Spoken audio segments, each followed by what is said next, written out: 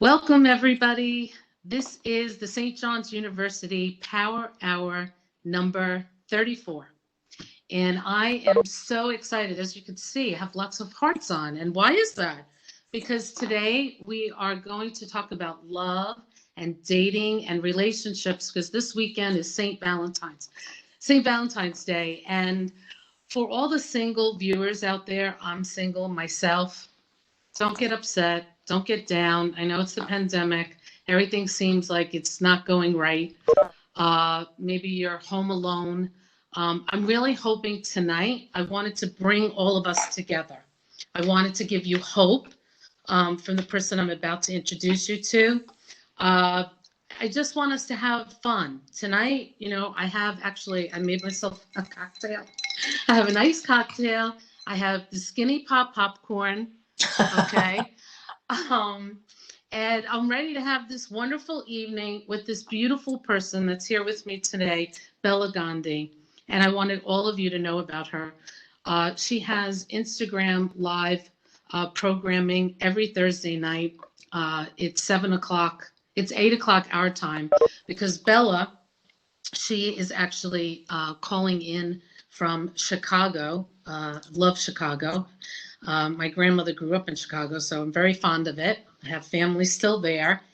And she has this great Instagram live Thursday night at 8 o'clock. And if you just feel like you need to talk to someone or be part of something, her Instagram live shows are wonderful. And so I wanted to share it with all of you. So I hope tonight you have a lot of fun, you forget everything, and we just focus on the love and sharing the love with one another. So let me properly introduce Bela Gandhi. She is the founder of Smart Dating Academy, and she is also, as I'm told, the fairy godmother of dating. And we're going to find this out, because I'm dying to find out how she acquired this title. So please tell me, how did you acquire this title, Fairy Godmother of Dating? There's a wand. She uses wand. I love it. And someone did also send me a crown, but I will spare you guys from the princess crown also. I started my business, Smart Dating Academy, after I had match made so many people, gotten myself out of bad dating patterns, helped so many of my friends get married, that I had a business with my family, and then we sold it. So that was great. And then in 2009, when I was trying to go, okay, what do I want to be when I grow up? Everybody in my realm said, you've got to help people do that thing that you've helped all of us to do, which is find the lid to your pot. So in 2009, I started this business, put it down on paper. The process that I used to identify and pick my own husband helped so many of my friends. And so Smart Dating Academy was born. In 2010, a writer from the Huffington Post, when the HuffPo was huge, found me. She was a single blogger, and she says, this is really interesting. I think your process sounds intriguing. I would like to have you work with my best friend, and I'm going to witness it as a journalist. And I thought, okay. And she said, and we'll have margaritas also. I'm like, okay, well then I'm in. So we did this, and I did my full process while she's sitting there and taking notes. And what ended up coming out of this article that this blogger, Jenna Grish, wrote, she says, what she did to my friend Jody was amazing. She's like the fairy godmother of dating. And so that title came from a Huffington Post article. And then when I started to do national media, the first time I was on the Steve Harvey Show, he says, now I want to introduce you to the fairy godmother of dating. And I was like, oh my God, where did they get that from? But their researchers found that piece. So that is the genesis, since you asked, of the fairy godmother of dating. Because people are like, you don't look like the fairy godmother. I'm like, I know. I don't exactly know what she looks like. They're like, she's got big blonde in her hair. She's gray. And she floats around with glasses. So that's cute. I'm your modern day fairy godmother. Yeah, it's a great title, and it certainly sticks. I mean, the same, for us, I don't think, I usually describe it, and I went right into talking, introducing you, but I didn't let everyone know. The Power Hours just came about because of the pandemic, and I'm the director of the McAllen Society, which is our legacy society. And we always have these great events that we do with all of the donors, and we have so much fun. When the pandemic came, I was like, oh no, how are we going to get together? How is everyone going to see each other? And so the power hour, I thought of power because I just felt like powering up, energizing ourselves, because I could just see all of us, in the beginning, we didn't know what was going to happen. And I just wanted everyone not to sit there and just be like, oh, this is depressing. Oh, I wanted to power everybody up. So that's how the power hour came to be. So it's funny how, right, everything, how it developed. So we're so glad that you're here. Thank you for taking the time. Bela, actually, if you want to see her again, she's going to be on the Today Show and Good Morning America, which she was telling me. At one point, she did three shows sort of in one day. She's going to be there on Friday, right? Yeah, Friday. Is it the morning shows? The morning shows? Yeah. And Friday, I'm going to be on in the 9 a.m. hour on the Today Show. So I don't know if it's Hoda and Jenna. I should know this by now, but it'll be, I think, around 9:40 Eastern. Okay. And then I'll be on the next morning in the 8 o'clock hour with the weekend crew at GMA on ABC, Good Morning America, playing a fun Valentine's dating game. Don't miss it. Well, I was going to say, this weekend is Valentine's Day. So this is your holiday. So a dating coach is going to be very, very busy. So what does it mean to be a dating coach? What exactly, because Bela has this wonderful presentation that we're going to see in a minute. But why don't you take us through, because I think I was telling you on our test run, when I was telling everyone, oh, you have to come on. It's Bela Gandhi. She's the dating coach. And right away it was like, I don't need a coach. Dating? No, I can get anyone I want, blah, blah, blah. I don't need any help. Like everyone got, like a little defensive. I was like, I don't know. What's like, if you talk to a dating coach, it doesn't mean you can't find anyone. So tell me, what exactly is your coaching style? How do you coach people? How do you help someone that may need help? Or is it about you needing help? Or is it just really helping you navigate this new world? For me, okay, the young ones, about the online dating, I don't. So it's the best way to understand what we do. It's like, if you think about it with regards to going to a gym, anybody can go to the gym, right? But people that really want to up their game and hit their goals and get stronger where they need to is going to hire a personal trainer. So what at Smart Dating Academy, what we are like are personal trainers for your dating and love life. So this isn't about being awkward or being broken at dating or needing a makeover. That's not what we're doing. What we do is really help people to identify partners that are going to make them happy, right? Versus continuously choosing people that have red flags or things like that. And then we walk the journey with them. So it's fun. It's like you have a best friend who's a professional that's helping you weed through your messages. You guys, we're in the weeds. We are reading profiles. We are reading messages, helping you to construct things, helping you to manage your dating funnel, right? Because we want you to have multiple people in your funnel. So that's what we do. We make it fun, inspiring, and we help to make it safe. And we also do photography. We've written a book on how to write the perfect profile. We've turned it into a Mad Libs game. So you answer 8 questions, boom, your profile spits out. So we do one-on-one coaching. We do workshops. We do everything, but we've been very blessed, and I'm very humbled, and that so many people have put their trust in us over the last decade to help them find the lid to their pot. So we're incredibly lucky.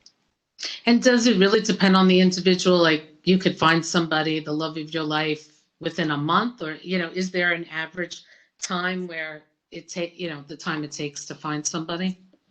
Yeah, I've had clients that have been at the very first date that they went on, ended up being the person that they married.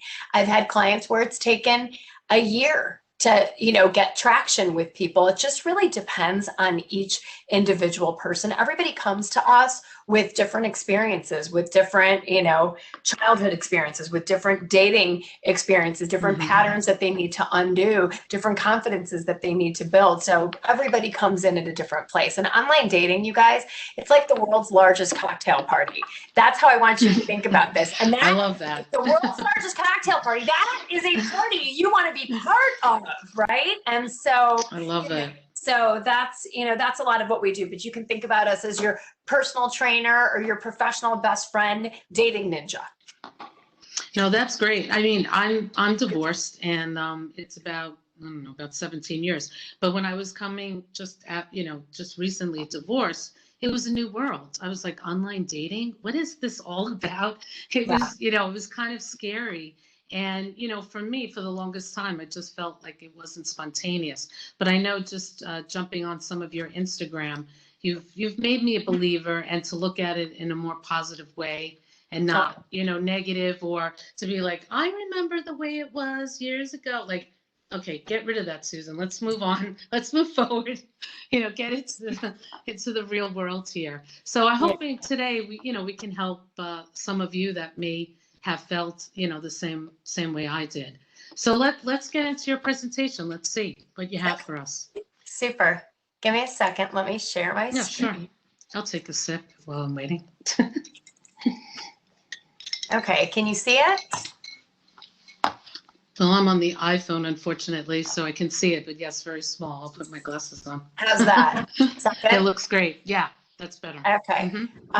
So that's me, the looking miniature in the center of, and with the love graphic behind you. But these are all couples that we've helped put together. So what I tell you tonight, I hope you guys, whatever age you are, whatever your experiences, you can see that there are people on this page, different shapes, sizes, looks. Every one of them has found the lid to their pot. So I hope that tonight, if you leave with something, you leave with the hope that love exists for you. And if you have love and you're lucky enough, tell someone that needs to hear it that the lid to their pot is out there.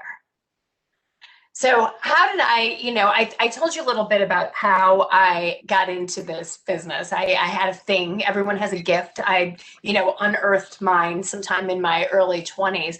But flashing back even further, both of my parents are alive, and they're chemical engineers, and they're very linear and very strategic. And whenever they wanted my brother and I to see something or learn something, they would strategically place things like near the snacks. Put it on the refrigerator, put it in the bathroom. So one day I came home from school, in high school, and there was this strange print framed in our family room, like big. And I walked up to it, and it said, the 21 suggestions for success. Now, mind you, I'm 16 years old. And I thought, let me read these. I'm sure it's going to say get straight A's.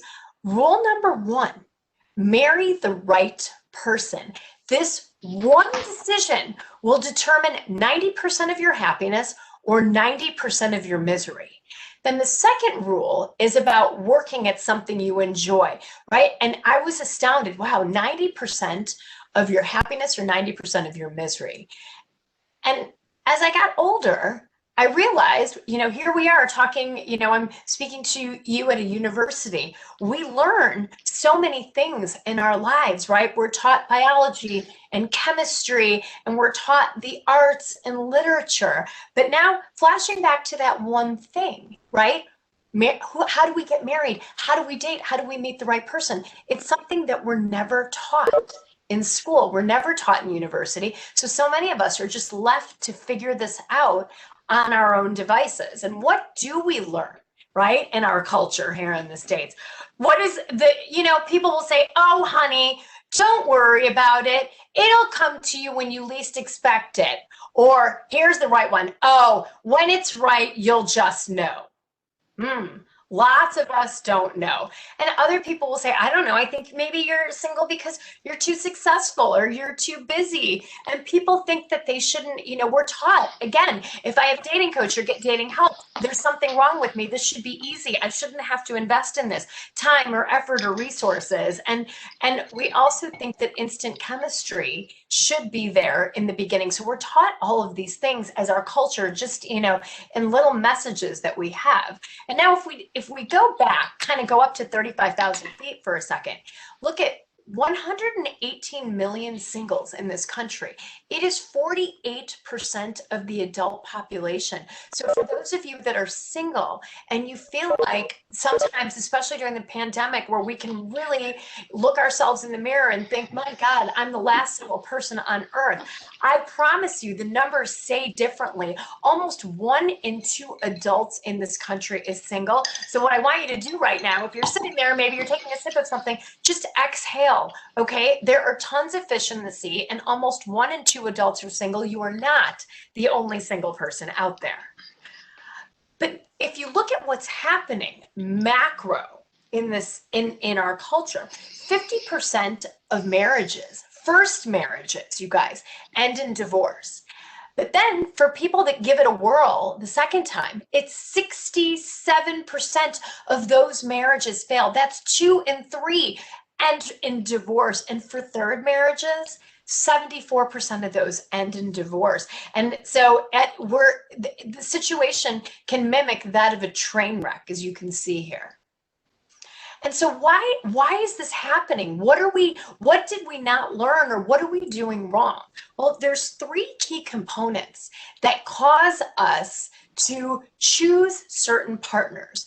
And the first one is a critical part. We can't pick our families. And although many of us who are now grown up, we can forgive our parents because they did the best they can, the things that we saw when we were young will, especially from 0 to 6, have a profound impact on our attachment systems and how we choose our romantic attachments going forward, right? So attachment, and for some of you, this may really resonate, because if you have the chronic ability of picking people that are narcissistic, emotionally avoidant, overly anxious and dramatic, that could be an attachment issue. And then, like I said, the second big issue is Hollywood culture. You'll know Prince Charming is going to come and while you're watching Netflix and deliver your pizza, and you're going to sail off on a broomstick to happily ever after, right? And these are the messages that we get. You'll meet someone over the mango produce section at Whole Foods, and you'll lock eyes and you'll float away as the angels are heralding in the background. And these are the things that we're taught through the movies, like it'll just happen. And evolution guides us in absolutely also in ways that don't serve us anymore. Human beings we're the same. We're basically the same as we were 200,000 years ago, and we preference the same characteristics. Men preference the same characteristics in women: hourglass shape, long hair, yada yada yada, as they did in their caveman days. Right? And so women do the same for men. So our instincts and evolution are the third pillar in that sort of perfect storm, holy trinity of things that can cause us to pick the wrong people. So I've painted this picture. So we're like, where are we now? But what I tell people all the time, right? Any successes that you've had in your life, you've been to school, maybe you've got your undergraduate degree, or you're getting it, or your graduate degree, you've achieved career success, you have an avid social life, you travel to amazing places, you're fit or you're getting fit. All of the things that you've succeeded in your life come because you've developed a plan. You know where you are, you know where you want to go, and you've taken steps in order to get there, right? So in the dating world, what people don't realize, and they don't know that they should do, is what will pay you great dividends is to create a dating plan in order to be successful and to find happy love. Because if it hasn't magically appeared yet, it hasn't magically appeared for most people, but having a plan to go at this is really what we help people to do, and what I want to encourage each of you to think about in putting your own dating plan together, right?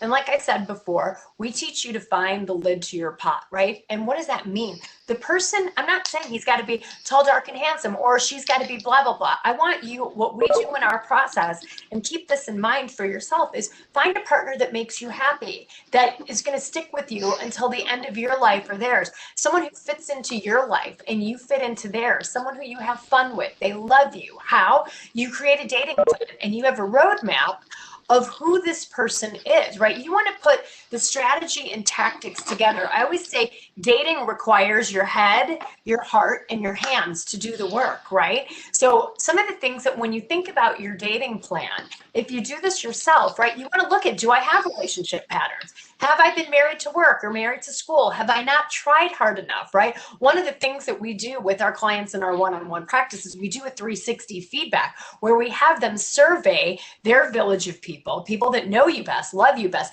to send my team direct feedback confidentially saying, why is Bella still single, right? And so we get really good data from a variety of sources to help people to put a plan together. So, and what you're going to do really with this information is you're going to put together a roadmap. And maybe you've never had a roadmap in the dating world, right? And you want to know what you need in a relationship to be happy. Then the next step that I'm going to tell you about is how to build a dating funnel, right? I want you to have many people in your dating funnel. This is not one and done the way we do this. I'm a finance major by education, right? So this is all about asset diversification. And how do you have great photos, a great profile? How do you message? How many apps should you be on? And then some red flags that you should look out for. And how do you incorporate dating into your daily routine? This isn't something that you can spend 2 weeks on and go on 5 dates and then say, oh gosh, to heck with it, I'm done, I quit, hibernate for 3 years and then come back later. It's not an effective strategy. You want to do something on a daily basis. Then how do you pace dating and pace relationships? This is one of the biggest problems I see with people. They want to just gun into something super fast and the fast and furious flames out, right? And so ultimately the goal here is to have a dating funnel. We help people to build that funnel, narrow it down to your top 3, then your top 1. Then you become exclusive with that person, maybe after 3 to 4 months, and then you fall in love, right? That's what your dating plan is going to help you to do, right? And now if we look at the pipelines pre-pandemic that I coach people around, right? Where I'm the general contractor, your personal trainer to your love life. And there's 3 major pipelines to meet people. The first one is online dating. The second one is meeting people IRL in real life, right? Maybe you meet them on the subway, you meet them in a bar, you meet them at a party, at a softball game, whatever that is. And then third is getting fixed up or set up by people in your network, right? So those are the 3 pipelines that our clients would meet people through. Now, enter COVID-19. What happens? Number 2 and number 3 basically shut down. They vaporize, right? And what are we left with? We're left with online dating during the pandemic. So what's happened during this time? You guys, it has been amazing. I'm not saying the pandemic has been amazing. It's been treacherous, but a silver lining in what's happened to the dating world is that dating has slowed down. It's become an old school kind of courtship, right? Because now that you have to date, if you're not comfortable going out on dates with people for so long, we couldn't, right? We all had to stay at home. The screen provides a barrier to entry, no pun intended. So you can't hook up too fast, right? And what happens is when you're talking to people, old school, connecting through video, it's increased intimacy. You're developing like before the heavy chemistry. And what's happened is it's taken a lot of the players out of the market, people that just want to hook up, quick sex, right? Those people are like, okay, it's pandemic. Nobody's going to want to do this. They've selected themselves out of the market. So you're left with this pool of better people who want love, right? It's because you've pulled out a lot of the avoidance. What I've seen in my practice is every app, every website that we put people on has had an unprecedented year in 2020. We've had a great year. People are falling in love, you guys, because when we're sitting at home and staring at ourselves and the busyness of life has been turned down, we realize how important, again, having that partner is. Remember the poster that I grew up with. That person can determine 90% of your happiness or 90% of your misery. So there's a lot of video dating. We've had a lot of people fall in love and build that emotional chemistry so that when they actually meet in person, the physical chemistry is astronomical. It's amazing. So one of the things that we start all of our clients with is this mindset shift. right? And that mindset that we're very well known for is one that's called psychotic optimism. And as part of being here tonight and listening to this webinar and listening to me, I hope you can tell I love what I do. I'm blessed to do this work. I love love and helping people to find love. And one of the things is I will fire hose you every day with my own positivity. But being a psychotic optimist means you take all the boogeymen out of your head, the people, all of the bad thoughts that say, I'm too old, I'm too damaged, I'm too heavy, all of that. And you tell yourself, okay, Bella, my fairy godmother, said, love is out there for me and I will find it. It's a when, it's not an if. So as part of what we're talking about, you were all inducted into my club of psychotic optimism. So I want you to really work on believing in your heart and having that hope that your partner is out there for you. The lid to your pot 100% exists. And the key, I talk to my clients all the time about the 3 Ps: patience, positivity, and perseverance. Those are all 3 really big words. Being patient through this process, there's no substitute for time. Being positive through the ups and downs, and being perseverant, right? Even when it seems like it's the Sahara Desert and dry and nobody's messaging you, that you keep going. This is a marathon. It's not a sprint, okay? So now, as part of your changed mindset, I hope that you're taking some of this enthusiasm and optimism and saying to yourself and said, you know what?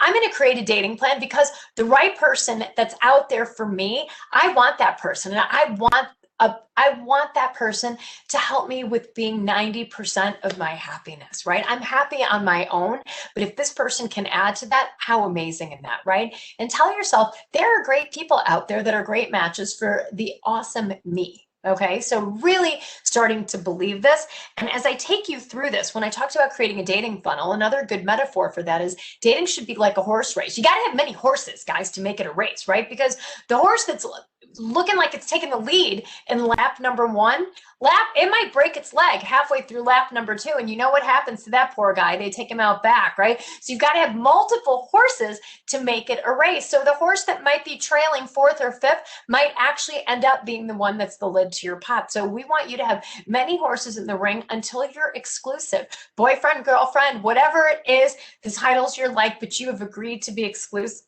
Until then, you've got multiple horses in your race. Okay, so now you're probably like, I can't even get one date. How on earth are you going to tell me to create an online funnel, right? Good photos, you guys, determine 90% of your initial success in dating. Don't shoot the messenger here. We're all visual people, men and women. The right photos are you and only you. Don't put your pets, your kids, your friends. I see this every day when I'm in people's inboxes. You are the product in cyberspace, right? And investing in this process will pay you massive dividends. Amazing professional photos. You'll see the makeovers that I'm going to show you in a minute. They get 10 times as many emails. That's an understatement. Our clients literally sometimes will tell me, I feel like I'm going to break the internet. You want them to be excellently lit. You want them to be high res, and you want to really dress up, you guys. Dress to impress. No schlumpy dumpy couch surfing looks. You want to really look like the best version of yourself, right? And you want 6 different photos at any given time in different looks. And your photos have to be current, taken within 1 year, because people want to date the person in the picture, not the person we were 2 years ago or 5 years ago. Right? And so what we do, I'm spilling some of our secrets in here. This is the photo order that we recommend for our clients. Out of those 6 photos, have 1 headshot, then 2 body shots, then another headshot, 2 body shots, right? And women, wear solid, bright colors. It really makes everybody look more youthful, more vibrant. If you look at how newscasters dress, you know, solid monochromatic, highly saturated colors make everybody look more vibrant and great. And men, throw on those sport coats, right? Women, every woman, I've surveyed over 1,000 women. Every woman will say, oh my gosh, if a guy showed up in a nice sport coat, a crisp shirt, nice belt and shoes with, you know, nice slacks or an updated pair of jeans and, you know, maybe a watch, amazing. Wow. Okay. It's really, really easy to do this. So here's one of my former clients. Her name is Marilyn, and she's an executive in Chicago, and she's given me permission to tell you her story. So this was one of Marilyn's photos that her mom took for her when she was going on a trip by herself from O'Hare Airport because she lives in Chicago. She had 2 bad divorces from 2 narcissists. The second one was worse than the first one, and she had had no online success with the photos that she was using. So the woman that actually ended up showing up to my studio was this beautiful woman, right? She blew her hair dry straight because she loved it that way. And this is who she actually looked like. And these were the photos that were done in our studio. These are non-Photoshop. This is as simple as what a good headshot should look like. Looking right at the camera, smiling. I mean, look at this. I'm going to flash you back. This is the same person a month, I mean, not long later. Crazy what just a little zhuzhing can do. Close up, high resolution, and perfect lighting. No shadows, nothing. We know exactly what we're doing. These were taken in my studio, and we have people coming to visit us from all over the world to do photos in our studio. And these are the body shots behind that. So remember, I told you the photo order: opening headshot and then 2 body shots. These photos look like they were all done on different days, right? Nope, they were all done within 2 hours in our studio. We told her exactly what kinds of clothes to bring for her, what her lifestyle was like, and who she actually was. And then those were the first 3 pictures, and then these were photos 4, 5, and 6. You can see how amazing she looks. She looks happy. She's looking right at the camera, smiling. The lighting is great. Her clothing is great, right? And guess what? Do you think she found love? Heck yeah, she did. She met Jim online on a major dating site, and she got married in December in Key West. Had to do a Zoom wedding, and I was at her Zoom wedding. So this stuff is real, and you can see she looks just like her photographs, right? She just, kind of made herself look like she felt on the inside and found love and is super happy. And so for those of you guys on this call, don't fret, we work with lots of guys. These are photos taken in our studio. Again, an opening headshot. This is Travis. Travis is based in Texas. And, he's a younger guy in his early 30s, came in, and these were his casual looks. Travis is so cute. If I showed you his before picture, you'd be like, I can't even believe this is the same guy, because we don't know how to market ourselves. So Travis is now happily dating for a year, a woman that went to Harvard. So he definitely had a lot of success with dating. And this is Rachel. Rachel's a serial entrepreneur, had a bad divorce, had never online dated. We helped Rachel helped her to define what her roadmap is. She's run 2 successful businesses, sold a business, but had never put a dating plan together. So we looked at who her high GHQ guy is. And for you guys, who's going to make you happy, right? Knowing red flags that you might be prone to. Then how to pace your dating funnel and pace relationships. How do you narrow it down to your top 3 and your top 1, right? And then these are some of Rachel's photos that were, again, she flew to Chicago, totally different looks. Again, this is all possible, you guys. I'm showing you this to inspire you that you too can do things like this and make a massive difference in your dating life. And now you know how I'm putting people online. We're in the top 1% of the 1%. I always say, scope out the competition, because you want to be the best of your best to really attract the kinds of awesome people that you're looking for, right? So, Rachel's like, I'm just glad that I'm doing this with the plan, and she's meeting great people. She's a successful entrepreneur. She says it feels good for the first time to do it safe and to do it right. So that really resonated. So now let's say you've got your photos, you've got good positive text in your profile. What do you do to get out there, right? Your next steps are you have to create your own dating strategy. Pick 1 to 2 sites. If I had $1 for every person that asked me, Bella, what's the best site to be on? There are no best sites. There's over 2,500 sites and apps. You've got to think about you, what age you are, what's good in your city, good in your location, and then have a fluid strategy. And remember, if you're just new to this, you guys, play the numbers game. I'm going to tell you a statistic that'll astound you.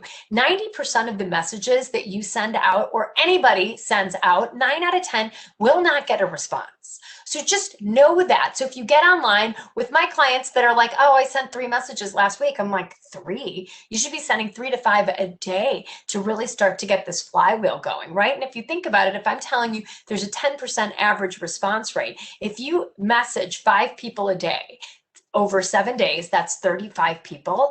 And that 10% rate will say you should be corresponding with 3 to 4 people by the end of the week. This is how you build that funnel, right? And then staying safe through the process. A lot of our clients are, they're 40, 50, 60, 70 years old, and getting a Google Voice number is something you don't have to give out your real cell number. It's voice.google.com. It's Google Voice. It's free, it's easy, and you can text from it, right?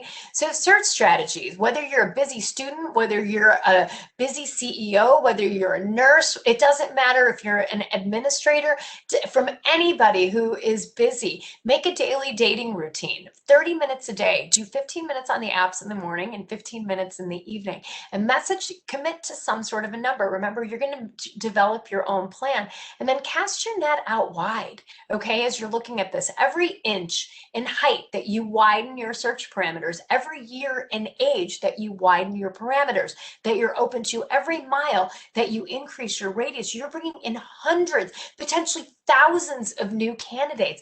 And love is, remember what I told you, love is 100% out there for you. And I work with a lot of the big sites and the big apps, so I know the gizzards of these systems and how to outsmart the algorithms. So for purposes of just keeping it simple today, what I would tell you is change things up once a week in your profile. Switch up a photo, right? That gives you the biggest bang for your buck once a week. The sites are in business of putting responsive people up front in people's searches. And remember, Sundays are the busiest day of the week. So Sunday nights between 7 and 10 p.m. are busiest every single day of every single week. So now let's say you've been messaging with people, right? What do you do to actually get to that date? We help our clients systematically with 4 steps to getting to that date. First, you message on the apps, okay? And if the messaging is going well, message back and forth, there's no red flags, take it to a short phone call, because I'll tell you what, a phone call could be 10 to 15 minutes. Why? Because crazy can't keep crazy in the closet for more than 10 minutes. If somebody's really cooped, you'll know this within 10 minutes, and then you can just say bye. But normally, most people are not crazy, can't keep crazy in the closet. They're fine. Then take it to a video date, a FaceTime date. Schedule a 30-minute happy hour, 5 to 5:30. Put boundaries around it and have a video date, right? And then if that goes well, lather, rinse, repeat. You can do another video date, another video date, another video date, until you feel like you're actually ready to meet this person in real life. And what you can do, the #1 date in 2020 was going on a walking date, side by side, bundle up, go for a walk in Central Park or in Queens or wherever you are listening from, anywhere in the US, right? And so if you want, and in messaging, don't write generic, hi, hey, you have a great smile message. Show people that you have read their profiles, and end your message, like put something in there that shows that you read their message or you're at least intrigued by something, and then end it with the question so that they have something to respond to, and then sign your name. That's our easy 4-step formula to writing a great message. Then when you're talking on the phone, you can say, hey, it'd be great to put a voice to a name, have that 10 to 15 minute phone call. Now, if somebody says no, they don't want to chat with you by phone, what is that? Red flag, bye, right? We've got pretty hard boundaries. If somebody doesn't want to talk to you on the phone, how responsive do you think they are going to be to your needs in 3 years, right? And if somebody is strange or weird or rude during the phone call, bye, okay?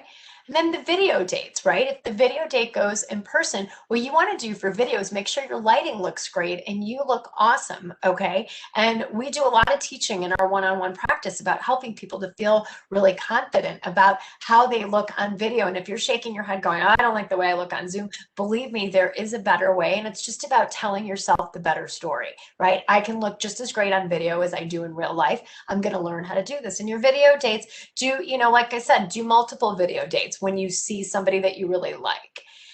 And here's some red flags. I mean, we have workshops that talk about fixing your broken picker and red flags. These are just some of the common ones. People that are too fast and furious, people that are emotionally avoidant, non-committal. They say they're not looking for anything serious. If you are looking for anything serious and someone says they're not, well, they're not going to be the ones for you, right?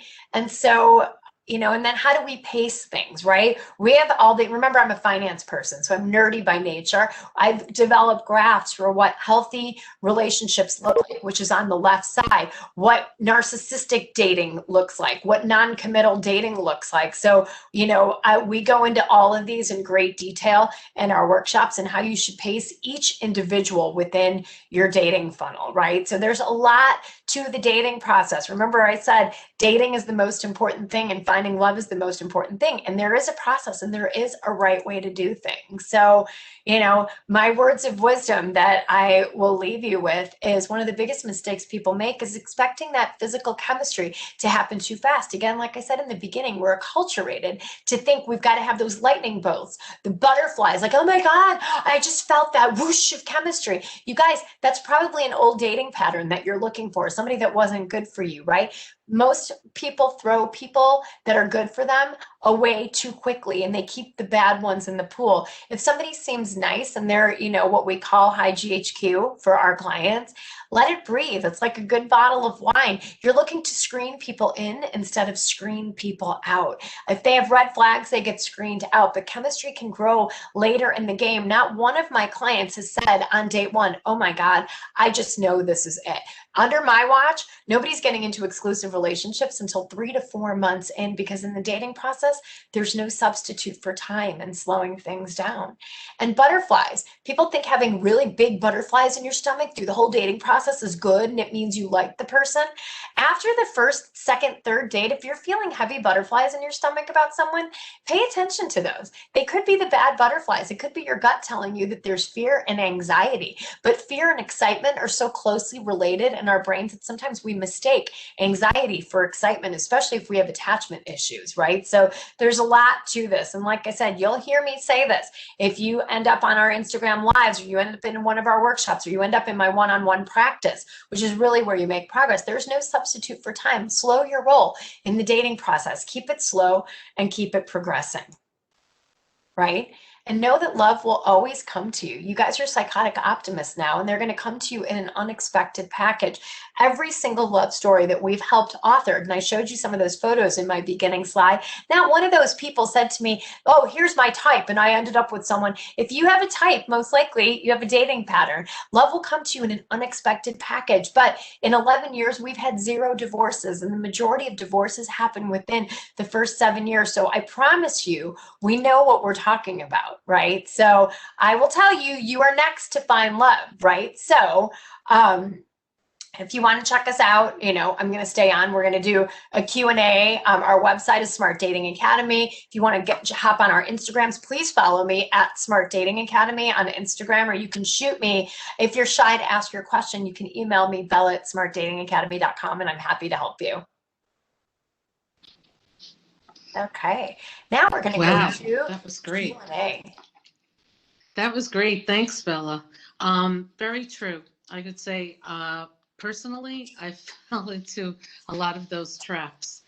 So I could say for sure that Bella is on track when she says about taking it slow. You know, the butterflies. I remember when I first met my ex-husband, I said to everyone, I saw fireworks. Now, if I only met you first, maybe I wouldn't have thought that that was, you know, such a great thing. So yeah. It does. There are signs where we think are good, but then again, they may not be so good. And screening, I like when you said screening in versus screening out. Yeah. I think that's really good too. And 2,500 sites, I cannot believe that. Isn't that crazy? I didn't realize there were that many. I know we already, in the chat, someone has already asked a question about that.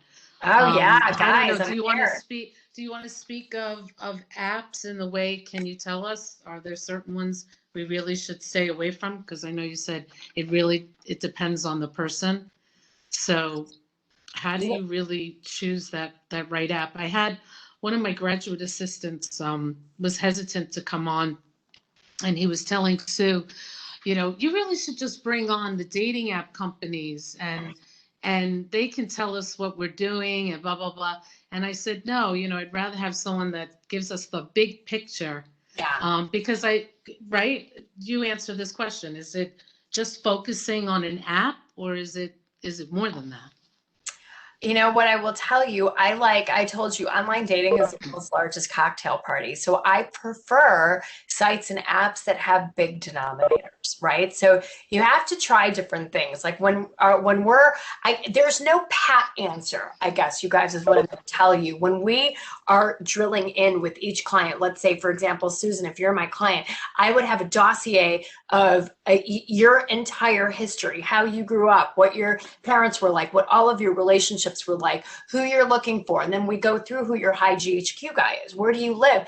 Then based on that, I would make my recommendation to you personally about what the best site or the best app should be for you. And that differs for every person, especially if you're in your 20s or your 30s or your 50s or your 60s, what city you're living in, if you're in an urban area or a rural area. So what I would tell you is think about where you are, and maybe try, if you want, there's a lot of apps like Bumble, like Tinder. Every app has free, you can register for free, but then if you want to actually message or do something, then you're going to have to pay, right? And these are not expensive things, you guys. I mean, these apps are like maybe 25, 30 bucks a month. Okay. It's $1 a day for the love of your life. So people are like, well, I don't want to spend money on it. I'm like, come on. This is the most important thing you're going to do in your life, right? And you've got to change your mindset around this. And,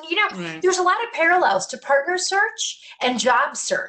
If we were suddenly out of work or wanted to change industries, well, we'd be like, well, you know what? I'm just going to see what appears on a job board and just like, I don't know, maybe play around. No, you would approach this like, oh my God, I need a new suit. I need to brush up on my interview skills. I need to have a professional redo my resume. I need to start networking. I need to do all of these things. You'd have a nice briefcase, maybe a new computer. And we do that for job search. And yet partner search is something we're like, I don't want to pay $1 a day. So really, to do these things and to do them well, you guys, to message people, you're going to have to invest something even in a Tinder or a Bumble or a Hinge, or, there's niche, there's Match, there's eHarmony. There's so many massive sites out there. Match, as soon as anybody gets any scale, they usually buy them up, except for Bumble, who went public this week. But Match owns OkCupid. They own Our Time. They own Hinge. They own all of the People Meet, Black People Meet, Senior People Meet. They own that whole. And then JDate is still independent and owned by Spark Networks. But other than that, try something, try anything, and give it a 30-day outlook. And remember, you've got to have good pictures. You can't put the same janky old stuff out there and be like, well, you said try this. No. Remember what I said. You've got, this is like selling your house. You wouldn't take some old gross photos of your house. You would make sure every room looked good. The lighting was good. Maybe you'd have a stager come in there to take photos. This is the same thing. That's the same way you want to think about being on the apps, is you've got to have this other stuff to make the apps work for you. It's not the apps that are going to do the magic. So it's correlation. If someone is not paying for these apps and really they're all into it, then you can say that person is really not looking for a committed relationship or, looking at this seriously. They're just like, oh, just going to find somebody just to have fun. Can we assume that or not? No, I don't think so. I think no. Okay. I've seen people meet the love of their life on Plenty of Fish, or OkCupid when it was totally free. So it just depends. There's a certain element of luck to this, right? But for our clients, we typically are putting them on paid sites, because even paying $1 a day eliminates a lot of married people, like people that are just scoping around that have no business being on these sites, right? So it eliminates what I call a lot of the riffraff. If you're willing to just spend a wee bit of change, less than your coffee, 2 coffees at Starbucks, heck, maybe your breakfast pays off a week of online dating. Okay, so I know we have a lot of questions here and I want to get to everybody. That's so okay, exciting. Let's see. Okay, we have here, this is subjective, but when moving through the process from online chatting to a phone call, is there a general rule of thumb on how many exchanges to wait? Too few could be aggressive, but too many could be seen as becoming a pen pal. Thoughts? Yes, many thoughts. So there is no right number of messages. I know I'm a formula person, but I've been doing this for over a decade. What I'll tell you is you'll know when you have a good rapport established with this person. It doesn't take days, right? And then take it to the phone. And if I had to have you err on the side of caution, I'd rather get you on a phone call with someone than saying, well, I need to message with you for 3 days to see if you're worthy of a phone call. Screen the crazies out. Get them on the phone. Get to video. Don't have the pen pals. And sometimes, especially women will go, oh my gosh, this guy was really aggressive. He wanted to do a video date tonight. I'm like, look, tell him you'd be happy to chat with him over the phone. Do your vetting that way. Like, hey, give me a call on my Google Voice number. Chat with him. Make sure he sounds okay. And then schedule a video date a couple of days later. Better that than someone who doesn't want to be who's not invested in the process. The worst ones are the ones that just want pen pals, or they catfish, right? Catfishers never want to talk. They don't want to see you. They just want to develop intimacy with messaging. So on the side of caution, jump to phone or video without too many messages, or sometimes we lose people. That's the best way to vet somebody. You don't know who's writing their messages for them. I agree with that. I have stories. It could take a whole half hour, but we'll go on to the next question. Okay. Hi, Bella. I was wondering if you have any advice on how to overcome that awkwardness that exists when you finally meet someone in person that you met online prior to meeting them in person. So let me make sure I understood that. How do you eliminate the awkwardness of being on a date when you haven't connected with them before? Did I get that right? I think that's what they're saying. Yeah.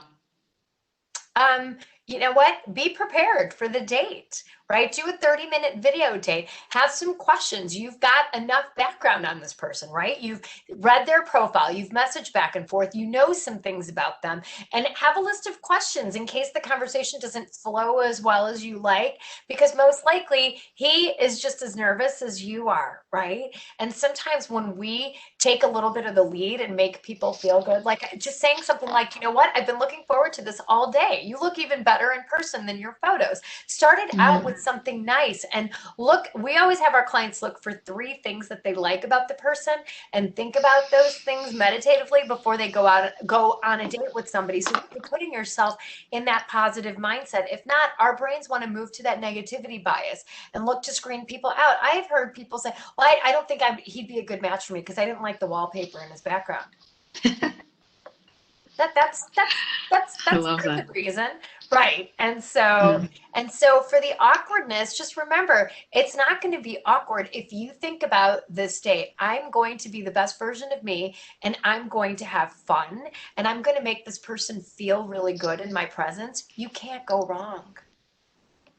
I love the Instagram. Again, you have that live Instagram at 8:00 our time, and that was a funny one where all the women were just like, I don't like he's a sloppy dresser. When someone else said, what do I do if I don't like men who are bald? I can't change them, because I know you were saying about, if they're a sloppy dresser or he or she, I should say, what do you do?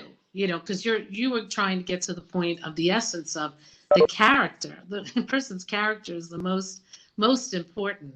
So how does someone handle that? If they really like someone, but maybe they're not 100% attractive, or when you find out what they're not attracted to is his car is really messy or something. I mean, that's basically what they were saying on the call, right? Right. And look, these are things I always say to my clients, you can't teach character, right? You can't teach empathy. You can't teach compassion. You can't teach kindness, right? Those are things that people have. If someone's car is messy, can they become better if they know what bothers you and keep their car clean or get their car washed? That's easy. That's a $20 thing and a half an hour thing.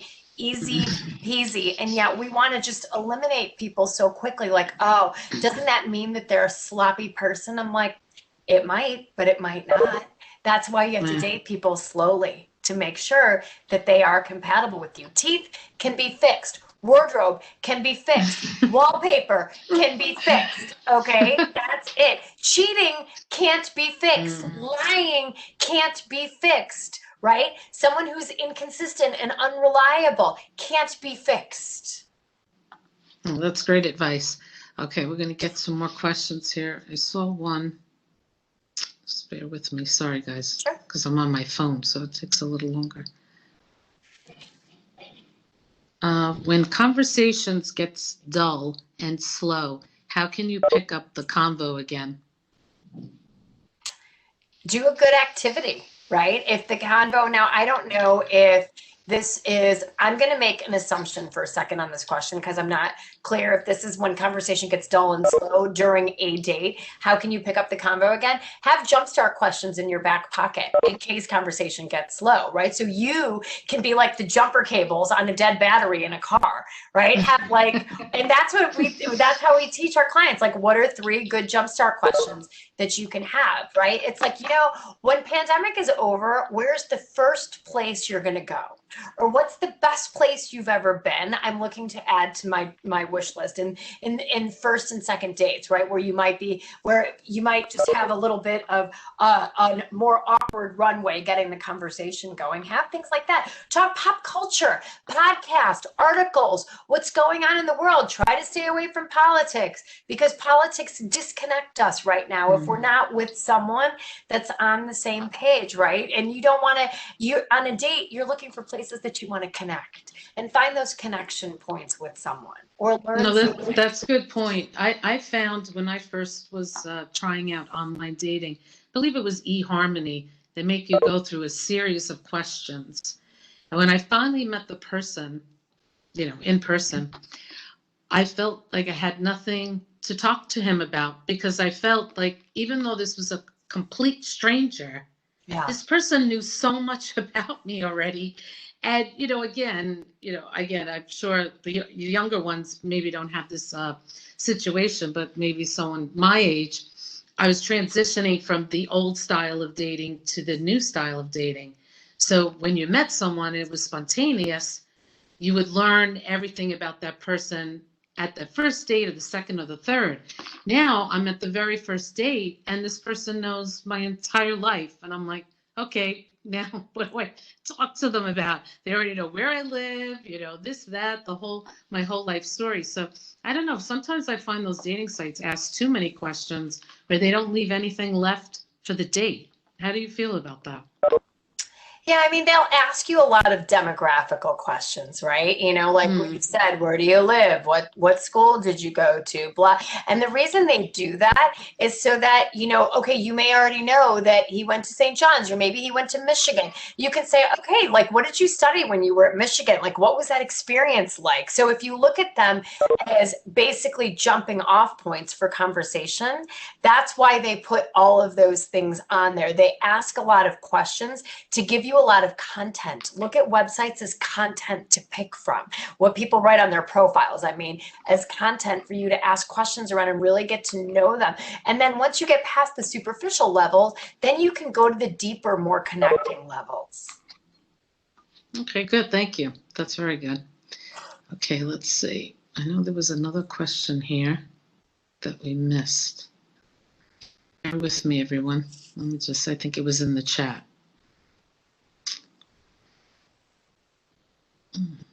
Not seeing it. And it was a good question too. I'm sorry. That's okay. I don't know, Sue. Maybe Sue sees it from her end. Yes, that one. We can't hear you. My boyfriend is Muslim and I am Catholic. Both of our families are very traditional, but he and I are open to being with people outside of our religion. How do we prevent our families from getting in the way? I think it's a tough one. The first thing to do is to make sure that you're both on the same page about what you each want out of religion and faith. And then the question is, if you're going to get married and have kids, how does all of that play out, right? And once the two of you are resolute, and the fact that you're on the same page and you're okay with either, I don't know, somebody converting or each of you practicing your own faiths and having a multi-denominational household, whatever that is, that once you two are united front, then your families will follow suit. And if they don't, that's a whole nother ball of wax. Yeah.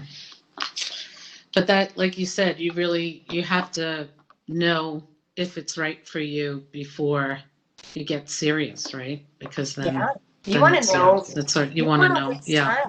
You don't want to waste time. I mean, before my clients commit to somebody, I want to know, do you guys want to get married? Do you want to live in the same city? Like, what are your long-term goals? I don't want you to know that 2 years into the game, like, oh my God, he never wanted to get married.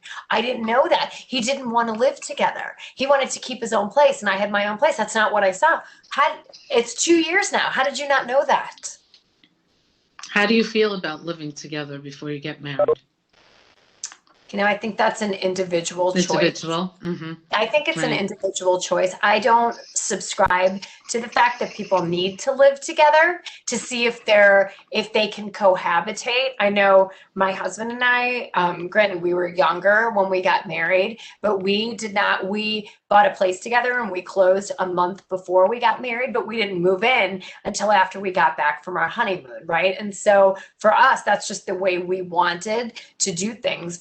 And I tell my clients, when they want to get married and they want to get the ring and they want to move things along, I'm like, look, if you decide you want to live together, you're just throwing another hurdle in the middle of getting that ring, right? Like the live together, well, let's live together for 2 years and then we can talk about getting engaged, versus if you're like, you know what, I would really like to be engaged and married before we live together. You've just eliminated another speed bump in the middle of the process. So this is what I say, it's very personal. Right?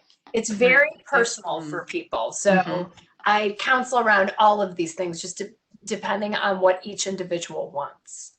I see. Okay, there was another one here. Let's see.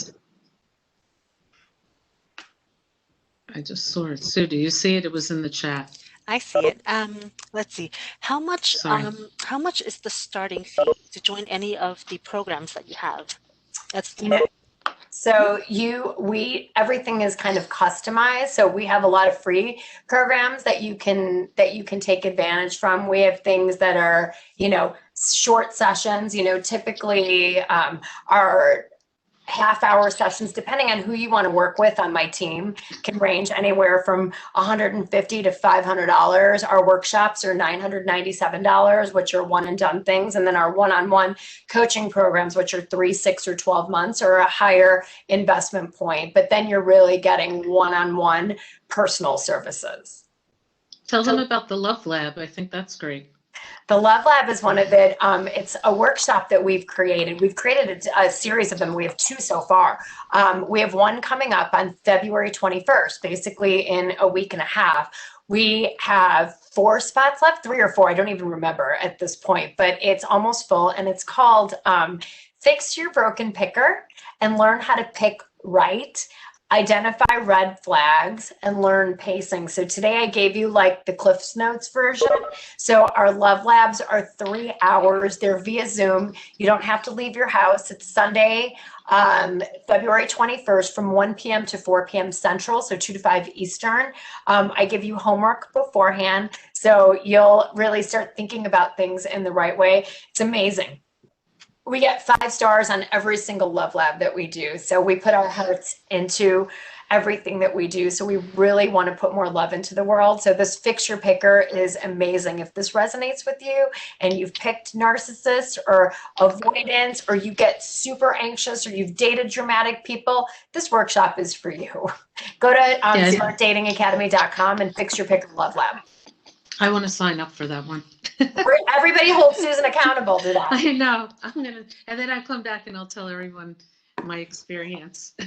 But right now, with the pandemic, Bella, it was interesting in your presentation that you were saying that it didn't affect dating, because I think I was telling you, I was reading research and it says, in terms of like dating and diseases and all of that, sometimes people lose interest in, the total process. And I know I found when I was in the dating scene in my 20s, we had the whole HIV. That was like a big deal. I mean, people were, nervous, dating and what was going to happen. But I think we talked about, you were saying that HIV obviously was a smaller community, and now the pandemic is the entire world. So everyone is in the same boat. Yeah. But you really don't see a lack of interest or anything slowing down with the pandemic. No, dating numbers are higher than ever. Higher than ever. Wow. It's really made people say, I don't want to quarantine alone again. That was awful. Right. Mm. And so it drove people to sites and apps to solve that problem. The problem that we can plug a lot of holes with friends and brunches and fundraisers and things. But suddenly, when all that busyness is taken away, we're really kind of left looking in the mirror saying, what's really important to me? Like, I want my person. I want my person to be here with if this happens again. And it makes us really look at what's important to us in our lives. Really, really important. Not the new bag or the new shoes or the next trip I want to take, but what's truly important to me as a human being. And that's love, right? We're wired to love. Yeah, it's so true. The pandemic has made us stop and think about the meaningful things Yeah. in life. And so everyone always talks about how bad this pandemic is, but you have to stop and, really think about it and take a moment, because maybe, yes, we really didn't want to go through this, but what we went through maybe is, life changing for a lot of people. And so it's not so bad. And what you're Yeah. doing to help people, which is, really, really great. Thank you. Sue, do we have any other questions? Because it looks like for some reason I can't read the questions anymore. Sure, Do I we have have any more? one. What do you think about, oh no, what do you think about horoscope signs and sign Oh, that's so compatibility? funny. I totally agree with this person. You know how I feel. Yeah. We were Uh, just talking about this on the test run. That's so funny. Yeah, it's not a big part of our practice, but if that's really important to somebody, I always say we want to cast our nets out wide. So I know that, our science is based on what makes each individual client happy. And so what it actually does in a good way is it widens your pool maybe to other sun signs that you thought wouldn't work for you, right? Versus when you actually start looking for the right things. Because I think sometimes when we set these rubrics in place, it's like, well, I'm a Pisces female and I can only be with a Virgo male because that's my most compatible sign. Then Right. sometimes we don't look at other people that might be good for us as well and have really good qualities that we could make work. Well, it's funny because I was doing the complete opposite, and I wasn't, I loved reading about my signs like everybody else with astrology, but I was seeing that, I told you I was looking for the flush. I'm waiting for the one more date in Yeah. that month because I was starting to see a pattern. I'm like, what is this? I seem like I'm dating everyone from the same sign, the same, one date after another. So I Yeah. was avoiding people from certain signs, and who knows, I could be avoiding someone who's really, the perfect person for me. But Yeah. on online dating, I would go right to their sign, literally. And I'd be like, oh, they're that sign? No, forget it. That's a Yeah. bad sign for me.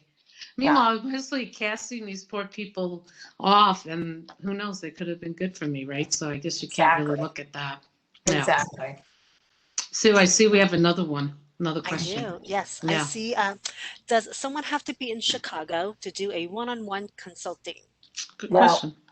No, we do it just like this.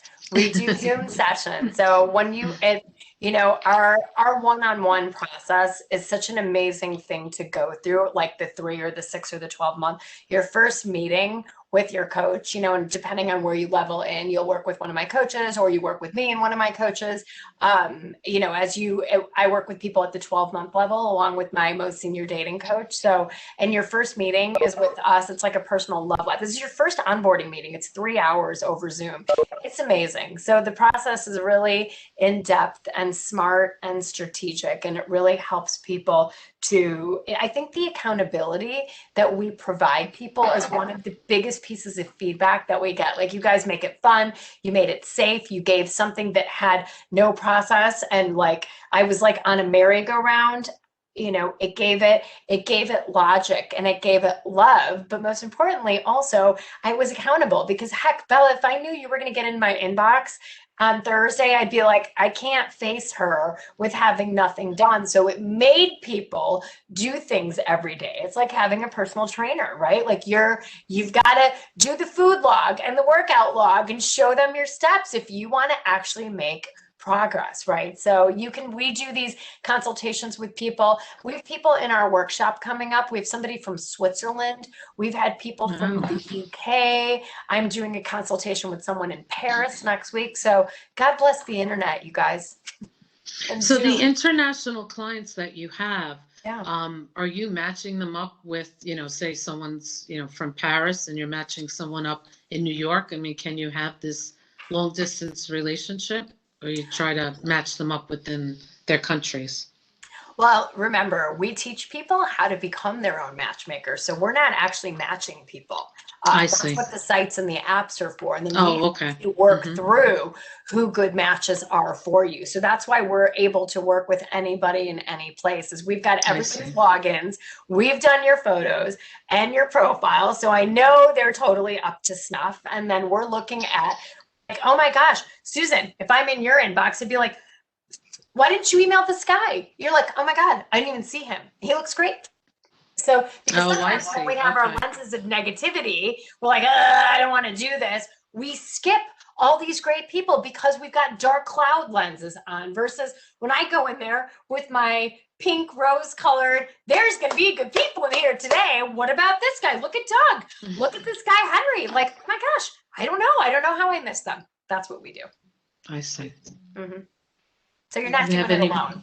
Lots of questions. Oh, good. Keep it rolling. Hi, Bella. Great advice tonight. What are your thoughts on women who say they don't know what they're looking for, or the typical see how it goes? I usually leave the conversation immediately since I don't like to waste time and would rather have a direct reply since I'm a forward guy. Is that a smart go-to? Should I keep that method? Can you read that again? So he's saying if a woman says she doesn't know what she's looking for, meaning if she's looking for something casual or something serious, and says like, I'll see how it goes, and this person will usually leave the conversation because they are a direct person and they're like a forward person.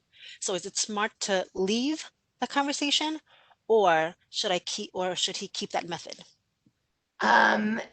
I would say if you're ambiguous about what somebody's long-term goal is and you're looking for a long-term committed relationship that leads to marriage, and if a woman says, well, I don't know if I ever even want to, fall in love again, I don't know if I can, I don't know if I want to be married, she might be negative. It might not be a good bet for you, right? But if you don't see it clearly, I wouldn't suggest just cutting it off in a binary fashion.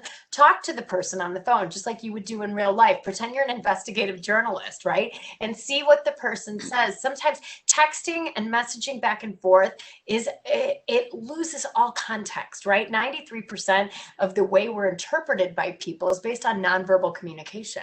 And only 7% of how we make those first impressions is based on the words that we use. So suddenly, when you strip away all of this in-person context, all you're left is with words, and we misinterpret words so easily. So my advice is always talk. See what this person is like before we make too many assumptions, especially if it's unclear. If the person's red flaggy and crazy, fine, bye with the texting. But if you're not sure, you might not be interpreting things the right way, pick up the phone, talk to the person, and then make your decision. I love it. I'm sure, the younger ones are so used to texting all the time.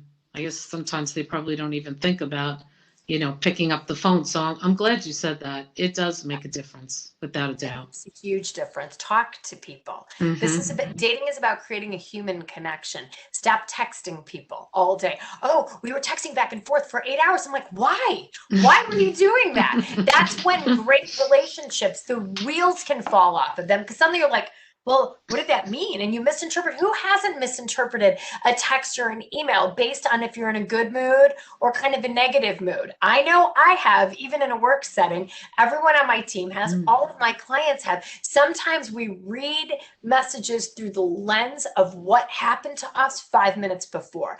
Not a good strategy to keep texting back and forth. Yeah, the texting is safer too. I think if people are afraid, it's just safer to communicate. Someone had said, when is the appropriate time to bring up past relationships? Later. Find places to connect, not disconnect. Everybody's got a past, right? Think about this process like how you would pack a suitcase. So imagine you've been on an African safari for 3 weeks okay? And you overpacked, but there's certain things that you wore all the time, and now you're like, oh, I got to get on a little puddle jumper to get back to Ghana. So you're going to put your bag together with the few things that you didn't wear that often that still look decent. You're going to put those on the top, and all the nasty, smelly, icky stuff, you're going to shove to the bottom of the suitcase, hoping that if they're going to rifle through your bag, they're going to be like, oh, that's a pretty sequin dress. Okay, close. This person looks normal. This is how I want you to date. Put the pretty stuff on top, and over time, everybody's got that stuff because we've all been on that 3-week hot safari, right? And we're all human beings. So layer by layer is the way you go through this. Yeah, no, I agree with that. I've gotten myself in Maybe kind trouble of in that metaphor, but I think you guys get the feel of what I'm talking about. I think we covered. Do you see any new ones? Because the ones that I'm looking at, Sue, I think we already covered. Yeah, I think we're good. Yep. Did we cover everything? Yes. Great. Yay. Good questions, right? Well, good. You guys, absolutely. Follow me on Instagram. Come on our Instagram Live on Thursday night at 8 p.m. Smart Dating Academy. Check out our site. Sign up for our Love Lab. It'll change your life. I'm so glad everyone joined us. I hope we helped you in your dating and finding your true love, especially a pandemic. Please share if you do find your true love. We'd love to know that we were part of that good stuff and good turnout. That would be great. Absolutely. Well, don't forget to see Bela on the Today Show and Good Morning America on Friday. Bela, thank you so much. Thanks for everyone for signing on to the Power Hour. Our next one will be about the presidency with our Professor Diane Heath, and I think it'll be a great debate. So please join us next Tuesday at 1 o'clock for that. But thank you again. I hope you had a great evening. It was a lot of fun. Everyone have a terrific night. And I'm sending love to everyone. Me too. I'm waving my magic wand. Happy Valentine's Day. Happy Valentine's Day. Good night. And let Jenna and Hoda know that they got competition. All right. Bye, everybody. See you guys. Take Good care. night. Bye.